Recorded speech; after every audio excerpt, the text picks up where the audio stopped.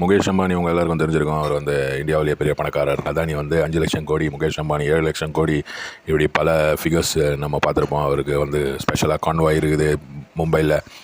மும்பை போலீஸுக்கு வந்து அவர் காரெலாம் வாங்கி கொடுத்துருக்காரு. ஹெக்டரு, அது இது, ஃபார்ச்சூனரு, இனோவா, இந்த மாதிரி வண்டிங்கள்லாம் வந்து வாங்கி கொடுத்துருக்காரு.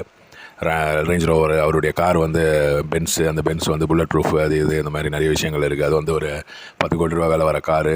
என்னுடைய பையன் யூஸ் பண்ணுற ஒரு வாட்ச் ஒன்று கட்டின்னு வந்தார். அது வந்து 100 கோடி ரூபாய் வாட்ச், இந்த மாதிரி கதைங்கள்லாம் சொல்லுவாங்க.